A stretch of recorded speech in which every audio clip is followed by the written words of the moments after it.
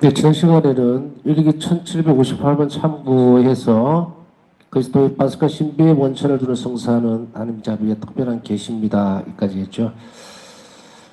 예수님께서는 특정한 성사의 가치나 중요성에 대해 묵상할 뿐만 아니라 그 성사를 받기 위한 바브사 성령의 협력과 태도에 관해서도 깊이 묵상하라고 말씀을 하셨습니다. 성사의 가치, 그리고 중요성에 대해서도 계속해서 묵상을 해야 되지만 그것에 협력하는 태도에 대해서 그 묵상하고 깊이 성찰하라고 말씀하셨습니다. 네 영혼의 성화와 구원을 위해 교회 안에서 찾을 수 있는 하나님의 생명을 묵상해 보아라. 은총의 이 보아들, 내 사랑의 이 노력들을 어떻게 활용할지를 숙고해 보아라. 일기 1758번 생명을 묵상해 보아라고 얘기를 했어요. 교회에 오는 것은 생명을 얻기 위한 겁니다. 아주 특별하죠. 이 세상 어디를 둘러봐도요, 영원한 생명을 보장해 줄 수 있는 것은 이 세상은 어디에도 없어요. 우리가 예를 들어서 교회에 간다, 뭐 성당에 간다 이렇게 했을 때에 아주 특별한 장소를 가는 겁니다. 우리는 그냥 별 의미 없이 그냥 편하게 아무 데나 갈 수 있는 것으로 생각하지만 그 장소는 이 성당, 이 교회는 이 세상하고 분리되어 있는 것이에요. 물론 그 안에 들어가 있는 사람들은 전부 다 세상에 살아가는 사람들이죠. 무슨 뭐 아주 깊은 산속에 사는 사람이 아니니까 사제들도 그렇고 숙도자들도 그렇고 평신도들도 그렇고 그 모여있는 교회 구성원들 전체가 사회에 사는 사람들이에요. 따로 떨어져 있지는 않습니다. 그러나 그들이 모여있는 이곳, 모일 수 있는 곳, 이 교회는 하나님의 생명이 나누어지는 곳이에요. 그래서 아주 특별하죠. 한 가지 안타까운 것이 있다면 성당에 오는 사람들을 보면요. 주일 미사 마치고 나면 무엇이 그렇게 바쁜지 마치도 더 오래 있으면 안 되는 곳에 있는 것 같이 그냥 서둘러서 자리를 떠나는 모습을 보면 참 마음이 아파요. 물론 이런 경우는 있습니다. 요즘 이제 차가 많다 보니까 빨리 차를 빼줘야만 뒤에 있는 차들이 또 나가고 그러잖아요. 근데 많은 신부님들이 이 신자들이 성당에 좀 머물 수 있는 시간을 만들어주기 위해서 애를 많이 씁니다. 요즘 코로나 때문에 그런데 뭐 예전의 생활을 생각해 본다면 차를 한 잔 마시고 가세요. 뭐 하다못해 떡이라도 조금 하는 걸 준비해서 나누는 시간들을 자꾸 만드는 이유가 뭐냐면 좀 이따 가라는 거예요. 이따가. 뭐 그렇게 급한지 세상 바깥에 뭐 그렇게 꿀이 발린 것이 있는지 미사만 마치면은 또 심지어는 그 강복도 받기 전에 사제가 퇴장도 하기 전에 불이 나게 나가버리는 사람들을 보면 정말 씁쓸합니다. 도대체가 이것보다 더 중요한 일이 무엇이 있다고 저렇게 바쁠까? 마치도 더 머물면 안 되는 것 같지. 휑하니 나가버려요. 물론 예외적인 상황들은 있습니다. 어떤 상황들이냐면 아까 말씀드렸던 그런 부분이죠. 차를 많이 가지고 오니까 앞에 차를 막아놓으면은 나가지 못해서 그런 일부의 사람들이 있다 하더라도 우리는 이 부분들을 오늘 일기 말씀과 함께 묵상을 해볼 필요가 있습니다. 정말 우리가 예수님께 머물고 싶고 예수님과 함께하고 싶다면 그렇게 하는 태도들은 지양되어야 됩니다. 고쳐야 해요. 우리가 사랑하는 사람을 만나고 사랑하는 대상을 만나게 될 때는 항상 설렘이 있습니다. 또 때때로 마음 아프고 서로 말다툼이 있고 혹은 좀 좋지 못한 그런 관계에 약간 놓여 있다 하더라도 만나서 어떻게든 풀려고 그러고 화해하려고 시도하고 그러죠. 양보도 좀 하고. 응? 그런데 이제 이런 모습들을 옛날에 TV를 한번 본 적이 있는데요. 외국에 나가 있는 신부님 사목하는 그 곳을 이렇게 보여주는데 아주 멀리서부터 와요. 새벽부터 와서 아침부터 일찍 출발해서 옵니다. 각 부락마다 이렇게 몇 군데가 나누어져 있는데 그 중간에 이제 성당이 있는 거예요. 그러면 이 사람들은 걸어서 옵니다. 맨발로 큰 먼지를 다 뒤집어 쓰면서 걸어서 와가지고 아침 일찍부터 기다리고 있어요. 2시간, 3시간 전에 기다리고 있고, 그 다음에 미사가 마치고 나면 안 가요. 안 가니까 할 수 없이 본당 신부님이 음식을 준비해 줍니다. 점심을. 그러면 점심을 먹고 또 놀아요. 그래서 취재를 하는 분이 왜 이렇게 늦게까지 있느냐 그랬더니 아니 주일은 하느님의 날인데 주님의 날인데 어디를 가냐고. 그래서 아주 오후에 늦게까지 또 돌아가는 시간이 있으니까 한 서너 시 정도 될 때까지는 계속 성당 안에서 담소하고 기도하고 나와서 또 자기들끼리 어울리고 그러고 나서 떠나는 모습을 봤어요. 그걸 보면서 참 생각이 많아지더라고요. 저렇게 없는 사람들은 그렇게 하나님 집에 오면 기쁘고 즐겁고 매주가 그렇게 기다려지고 하는데 물질적으로 풍요로운 우리는 왜 못하지? 이런 생각. 너무 부유한 거예요.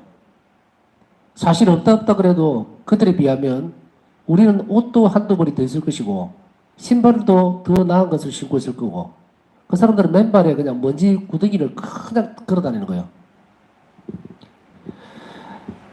자비신심을 가르치고 또 묵상하고 살을 물어서 살아보면서 느끼는 것이 바로 이런 겁니다. 가지고 있는 사람은 예수님께 의탁하는 정신이 약합니다. 그 태도가 약해요.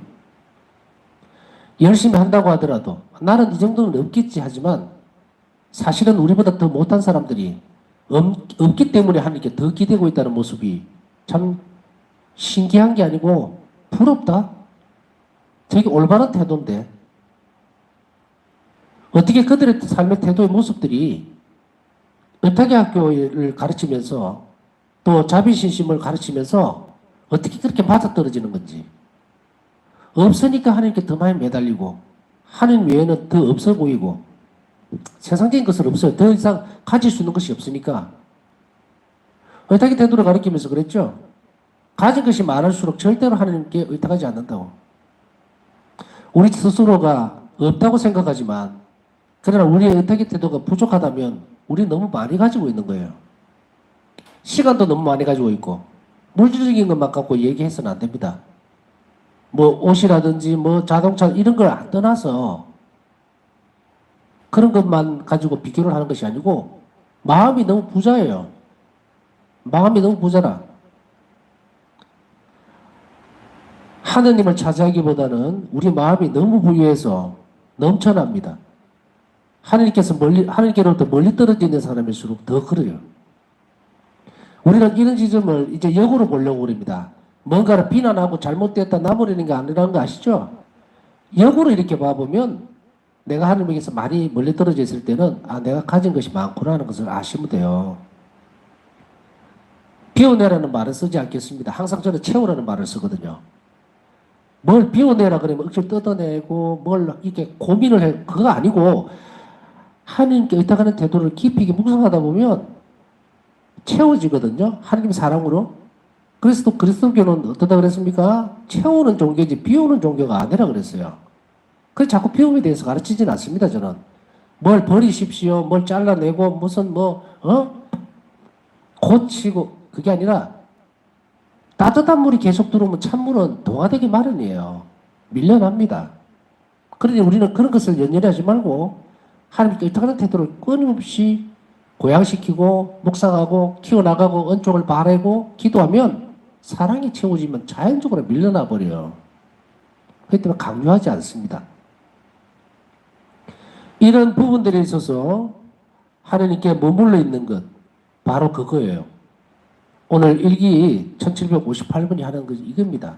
나는 교회에 대해서 내가 성당에 갔을 때 그 많은 특히 가장 중요한 감시를 중심으로 해서 얼마나 살아 움직이는 것이 많은가 얼마나 많은 사랑이 우리에게 와 있는가 이미 마련되어 있는가 그것을 물론 고백성사를 예를 들었을 때 고백성사는 뭐 하루 종일 보는 사람은 없잖아요. 그렇다고 매주 보라는 것도 아니죠. 매일 보라는 것도 아니에요. 그러나 우리는 성당 안으로 왔을 때에 살아 숨쉬는 하나님의 생명력을 느끼도록 애를 써야 합니다. 그래서 그곳이 나에게 있어서는 아주 특별한 곳이어야 돼요. 일주일 동안 자주 못 가는 그 삶의 어떤 형태가 마음이 아프고 그래 해야지. 아우 귀찮아. 일주일에 한 번씩 한 달에 한 번 가면 안 되나? 복을 안 받겠다는 거죠. 예수님 안 만나고 싶다는 거죠. 오늘 우리는 이 일기를 보면서 의탁의학교에서 우리 생각을 완전히 뜯어고칠 필요가 있습니다. 언제쯤 우리는 성당을 가는 주일이 오면 마음이 설레고 부풀어 있고 일주일 동안 참 힘들었으니까 주님 앞에 가서 참 투정도 부려보고 많이 힘들었습니다, 주님. 그러나 오늘 저에게 기쁨이 되어주시러 오신다는 것을 압니다. 그래 또 설레고 너무도 반갑고 기다려지고 이런 곳이 교회예요. 성당입니다. 마음이 아플 때 딴 데 가서 회포를 푸니 뭐 술을 한 잔 마시니 아무 소용없어요. 힘들고 마음이 힘들고 몸이 힘들고 하면 성체 앞에 오셔야 돼요. 성당에 가야 됩니다. 특별한 곳이에요. 이렇게 노력하는 사람은 몸도 마음도 다 치유받습니다. 특별하게 무슨 안수를 받아야 되고 뭐 어떤 그런 거 없어도 우리 마음이 가는 곳에 예수님은 머무시는 거예요. 그렇기 때문에 우리 마음의 안식처 입으로만 하지 말고 정말 성당은 아주 특별한 곳이어야 돼요. 그래서 가게 되면 모든 것이 다 사랑스럽고 귀한 것이어야 됩니다. 성모님상도 만나면 일주일 성모님 앞에 딱 서게 되면 그 성당에 딱 들어가면 성모님 제일 먼저 대부분 만나게 되죠. 크게 인사드리고 일주일 동안 잘 지내셨는지 아무도 묻고 그러고 나서 잠시 뭐 주목이라도 바치고 올라가고 그래야지. 뭐 더 이상 말씀을 안 드리겠습니다. 우리 태도가 얼마나 잘못되어 있는지 차에서 내려서 1분 남았다고 시계 보면서 막 다른 박자라듯이 뛰다가 마치고 나면 또 제일 먼저 떠나려고. 잠시라도 머물기 싫어서 떠나는 사람들을 예수님 안 잡습니다. 그리고 더 많은 사랑을 줄 수도 없고 표현을 할 수도 없어요. 예수님이 그 사람을 사랑하지 않아서가 아니라 사랑을 내팽개치고 가는 거예요. 지난번에 이제 성사의 효과라는 말을 썼죠. 은총의 효과. 그것은 우리의 협력과 태도에 따라 달라집니다. 제가 오늘 길게 좀 설명하는 것은 바로 인간의 협력과 태도라는 것이 이런 곳에서도 충실해야 된다는 거예요. 하나님의 사랑을 마련해 놓고 있기 때문에 성당은 나에게 있어서 가장 즐거운 곳이어야 되고 가장 마음을 두는 곳이어야 된다는 것을 우리가 안다면 이 협력과 태도는 이런 방식으로도 드러납니다. 내조 협도 하지요. 뭐도 하지요. 또 오래간만에 만나서 신앙적인 정말 하느님의 자녀들끼리 만나는 시간들이죠.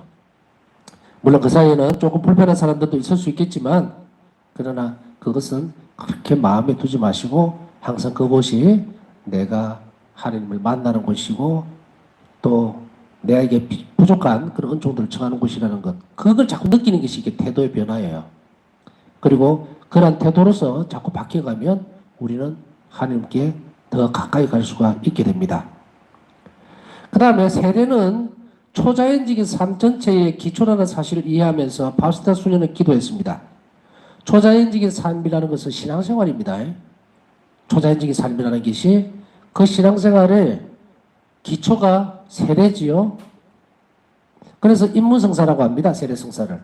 그래서 바우스타 수녀는 이 세례성사를 영원한 생명으로 들어가는 관문, 첫 번째 문이라는 사실을 이해하면서 기도했습니다.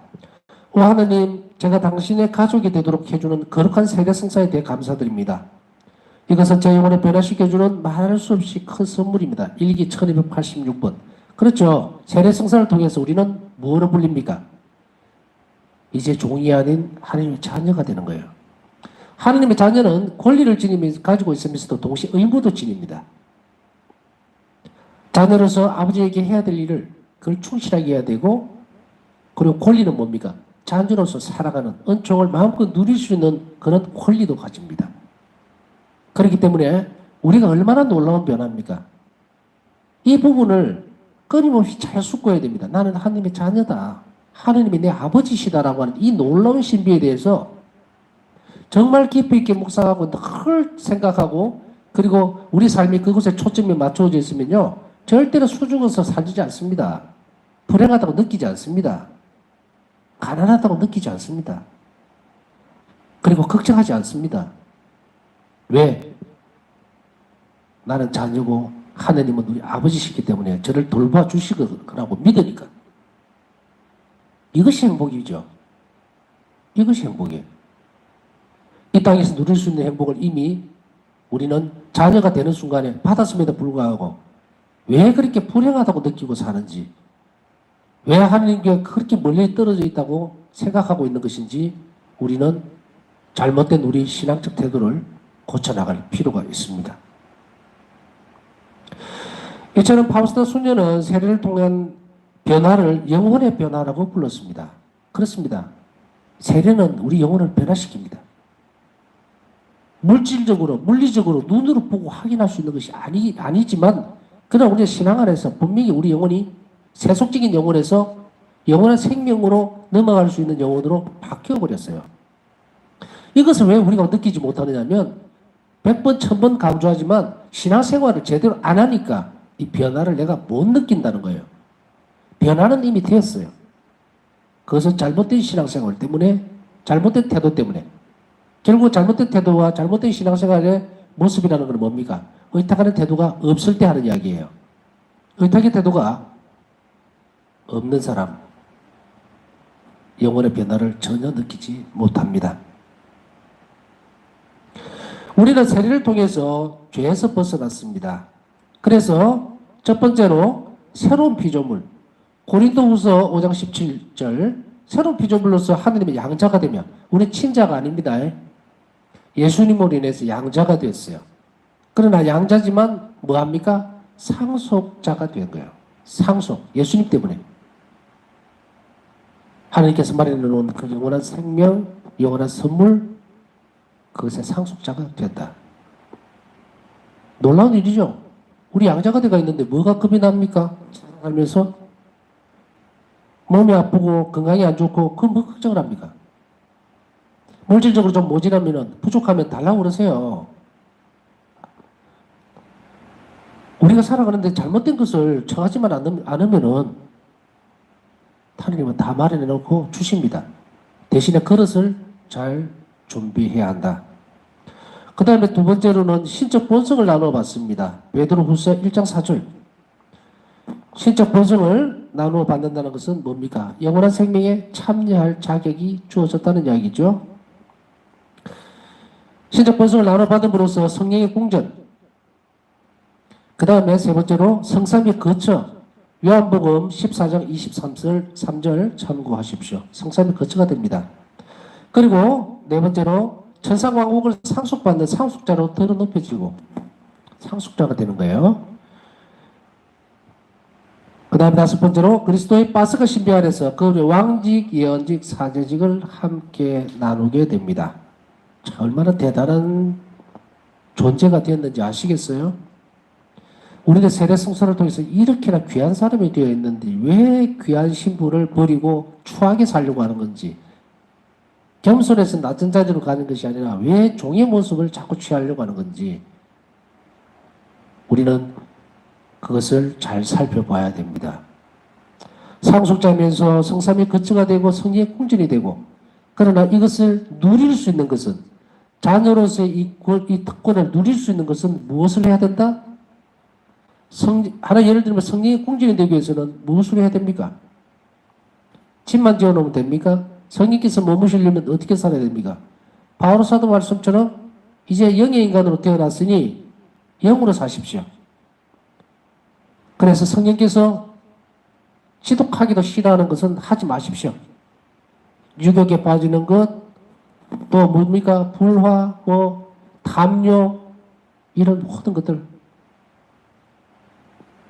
성령의 뜻에 사는 것, 그렇게 살아야 된다. 이게 책임이죠. 의무입니다. 그렇게 해야만 그렇게 주어지는 거예요. 자격만 있어가지고는 되지 않는다는 이야기입니다. 자, 그 다음에 세례성사는 우리가 가장 먼저 받는 핵심적인 성사로서 우리를 교회에 접목시켜 줍니다. 이제 교회 일원으로 살아갈 수 있도록 받아들여주는 핵심적인 성사가 됩니다. 나머지 다른 성사들이 내포하고 있는 초자연적 생명의 자산으로 나아갈 수 있도록 해주는 관문입니다. 그래서 아까 세례성사는 인문성사라고 그랬죠. 세례를 받지 못한 사람이 고해성사 못 받죠? 성처성사 못하죠? 그러니 세례는 모든 이에게 예외 없이 전부 다 받아야 합니다. 혹자는 구원에 대한 문제를 다루면서 아무거나, 그러니까 아무나 믿으면, 아무 종교나 가지면 되지라고 하는 사람은 참 심각한 사람입니다. 아무나 믿어서 아무 종교나 가면 그 결과는 장담 못합니다. 그렇기 때문에 반드시 세례를 받아야 한다. 수세는 왜? 그리스도와 하나가 되기 위해서. 하나님의 자녀가 되지 않으면 어떻게 됩니까? 천국에 가지 못합니다. 혼인잔치 예복을 못 입었으면 어떻게 됩니까? 쫓겨납니다. 절대로 들어올 수가 없어요. 그래서 우리가 죽음을 앞둔 망자들, 죽음을 앞둔 환자에게 우리는 뭘 줍니까? 평상시에 쭉 살면서 그런 기회가 있었음에도 불구하고 또 놓쳤던 그런 사람들, 그런 병자들에게 우리는 급하면 뭘 주죠? 세례를 줄 수가 없으면 대세를 주죠. 죽음에 임박했을 때. 그래서 어떤 형태로든지 이 세례를 받도록 해야 합니다. 이것이 우리는 이미 세례를 받고 살고 있기 때문에 외부의 바깥 사람들에게 대한 이야기라고 할 수 있겠지만 우리가 복음을 전하십시오라고 했을 때에 이웃에게 세례를 받도록 이 교회 안으로 들어오도록 이끌어주는 것까지를 이야기하는 거예요. 예수님 좋으신 분입니다. 하나님 믿으세요. 그걸로 끝나는 게 아니에요. 어떤 형태로든지 이 교회 안에서 세례를 받도록 하나님의 자녀로 태어나도록 만드는 것이 바로 복음을 전하는 겁니다. 바울사 성령은 자신의 글에서 세례 성사를 하나님 원칙의 위대하고 불가해한 선물이라고 말합니다. 하나님 원칙의 위대하고 불가해한, 이해 못하는, 그죠? 인간의 지력으로는, 지성적으로는 알아듣지 못하는 그러한 선물이라고 말합니다. 초자연적인 선물입니다. 세례는 자신의 것은 아무것도 내주지 않고 받기 때문에 선물입니다. 우리 세례 받으면서 뭐 내놓은 거 있습니까? 없어요. 이 세례는 예수님의 목숨으로 바꿔준 겁니다.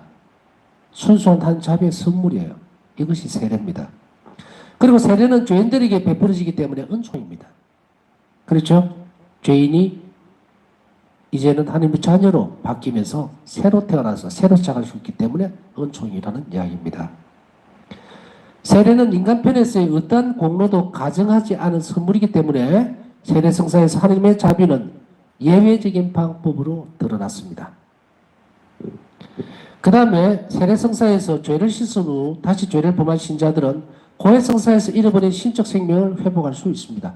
이제 세례를 받고 나면 그 다음에 어디로 넘어갑니까? 자, 세례를 받는 순간에 우리는 모든 죄를 다 용서받았습니다. 어떤 신자들은 가끔씩 그런 경우가 있습니다. 전에도 한번 말씀드렸죠. 뭐 총고해라고 해가지고 세례받기 이전에, 그러니까 자기가 태어난 순간부터 지금까지 살아오는 모든 것들을 다 죄로 여겨버리는 경우가 있어요.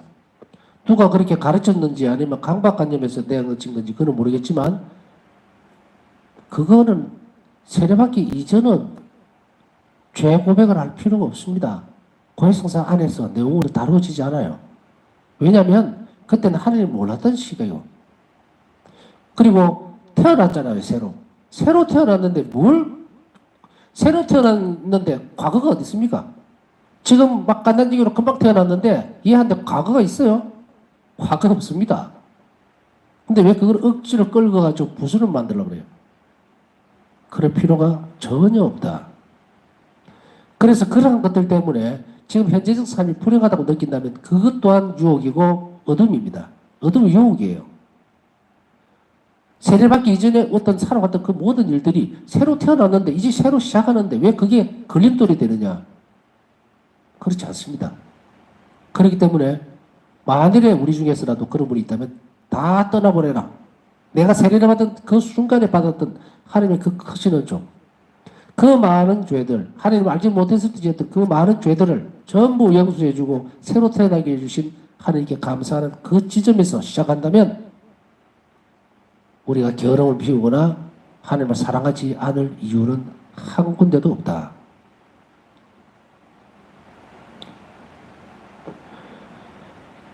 그래서 고해성사에서는 이런 부분들을 잘 다룰 필요가 있습니다. 그래서 세례성사 이전에 부분들은 우리가 죄에 대해서 그렇게 마음을 쓸 필요가 없다는 것.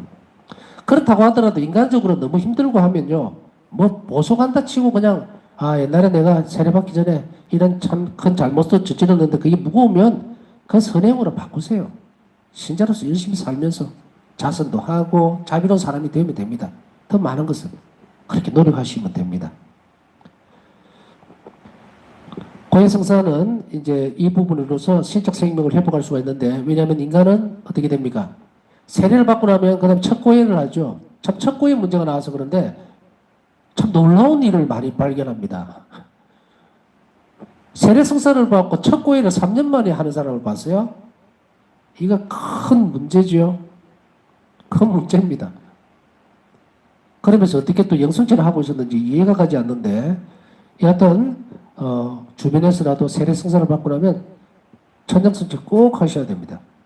그리고 천정성체를 하죠. 첫 고해를 꼭 하셔야 돼요. 첫 고해를. 첫 고해를 하고 난 뒤에 그 다음에는 주기적으로 정해진 시간에 날짜에 자기가 만드는 거죠. 뭐 한 달이든 두 달이든 너무 멀리 떨어져 있지 않도록 고해성사를 자주 볼 수 있도록 잘 가르쳐주고 인도를 해주시면 좋겠습니다. 고해성사로서 하나님의 자비는 다시 인간을 도와주시는데요. 첫 번째로 영원한 생명에 대한 희망을 되돌려 줍니다. 희망이 없어져 버리거든요. 잘려버렸어요. 그러니까 그 희망을 다시 되돌려주고, 두 번째로는 은총으로 그 사람을 새롭게 합니다. 새롭게 바꿉니다. 그 다음에 세 번째로는 용서와 화해를 베풀어 주십니다. 고해성사는요, 죄의 용서뿐 아니고 화해의 성사입니다. 화해의 성사. 용서는 주님에게서 우리에게로 오죠. 화해는 쌍방간이어야 합니다. 그죠? 나는 죄를 고백했으니까 예수님은 나를 용서해 주셨고, 이제 화해는 뭡니까? 영혼을 열고 마음으로 맞아들여야만 예수님과 화해를 할 수가 있죠. 그래서 이 부분을 우리는 잘 명심해야 합니다. 때때로 이래 해서 하느님과 불편한 관계에 있었습니다. 이런 부분에서 되게 많이 섭섭했습니다.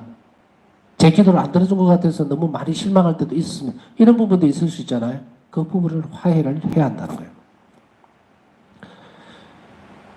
그러나 예수님께서 자비법정이라고 부르신 고해성사를 완전하게 이해하기 위해서는 죄에 대해서 조금은 알아야 합니다. 죄에 대해서 알지 못하면 고해성사를 제대로 볼 수가 없어요. 때때로 어떤 사람들은, 많은 사람들이 그래요. 죄 이러면은 죄가 뭐지? 주일 미사 빠졌는가? 뭐 이런 십계명에 준해서 몇 가지를 짚어보고 화를 좀 냈습니다. 뭐 조금 거짓말을 했습니다. 뭐 이런 종류의 것들만 가지고서 하니까 잘 영혼이 성장을 못합니다. 넘어가지를 못해요. 죄에 대한 개념이 없어요. 죄에 대한 개념이 없어요. 그런데 그분들에게 제가 질문을 해봅니다. 세상에 살아가면서 이것이 잘못된 거라고, 윤리적으로 잘못된 거라고 생각하는 것이 있습니까? 길바닥에 침 뱉는 거 잘못된 겁니까? 아니면 잘한 겁니까? 하면 그 뱉으면 안 되죠. 쓰레기 버리는 거 어때요? 안 되죠. 담배 공쳐 버리는 거 어때요? 안 되죠. 법으로 정해졌으니까 안 되는 겁니까? 이미 우리는 지식적으로 다 알고 있어요. 싸움할 때 뭐 주먹 다짐을 하면 안 좋은 거 알아요. 그러면 어떻게 됩니까? 경찰서 불려가야 되고. 그래서 여하튼 어떤 이유로든지 간에 죄가 뭔지를 압니다. 잘못이 뭔지도 알아요. 그런데 유독 고해수 안에서는 하나님께 잘못한 그 내용은 찾아내지를 못해요. 왜 이렇게 됐을까요? 세상에서 짓는 죄와 교회에서 고백해야 되는 죄를 이렇게 구별해서 놓고 사는 건지 그걸 이해를 못하겠습니다. 남에게 돈을 빌려줬습니다. 그런데 못 받았어요. 화가 굉장히 많이 났어요. 그 사람 어떻게 정말 해야 좋겠습니까? 하고 부글부글 해가 들어오고. 어떻게 하기는요? 용서해 줘야죠.